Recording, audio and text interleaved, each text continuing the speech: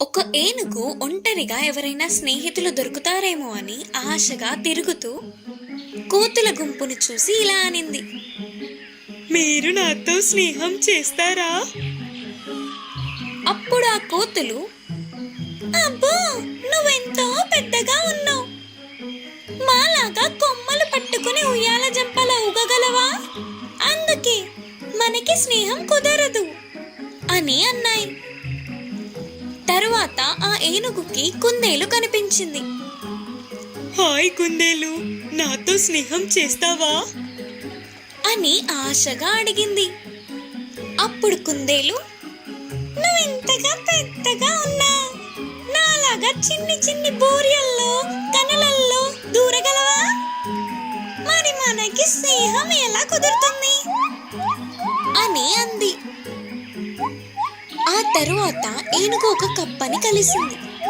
దాన్ని కూడా స్నేహం కోసం అడిగింది. అప్పుడు అది కూడా, నువ్వెంత పెద్దగా ఉన్నావు, నాలాగా గెంతగలవా? గెంతలేవు, నీతో స్నేహం కుదరదు అని చెప్పింది.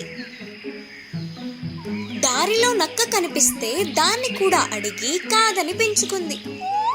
ఈలోగా అడవిలోని జంతువులన్నీ చెల్లాచెదురుగా పరుగెత్తుతున్నాయి. అప్పుడు ఆ ఏనుగు, ఏమైంది, అంత భయంగా పారిపోతున్నారు అని ఎలుగుబంటిని అడిగింది.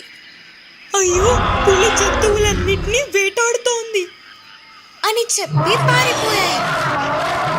ఏనుగు ఎంతో ధైర్యంగా తన స్నేహితులందరినీ కాపాడాలనుకుంది. పులికెదురుగా నిలబడి, దయచేసి నా స్నేహితులన్నీ చంపొద్దు అని అంది. నీ పని నువ్వు చూసుకో, నీకెందుకు వాళ్ళ గోల అని అంది పులి. తన మాట వినేట్టు లేదని ఏనుగు పులిని గట్టిగా కొట్టి బెదరగొట్టింది. పులి నెమ్మదిగా అక్కడి నుంచి జారుకుంది. ఈ విషయం తెలుసుకున్న జంతువులన్నీ చాలా సంతోషించాయి.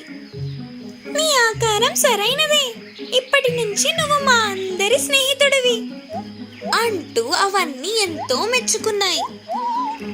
ఈ కథకి నీతి ఏమిటంటే, స్నేహానికి నియమాలు లేవు. ఏ రూపం ఆకారంలో ఉన్నా స్నేహం స్నేహమే.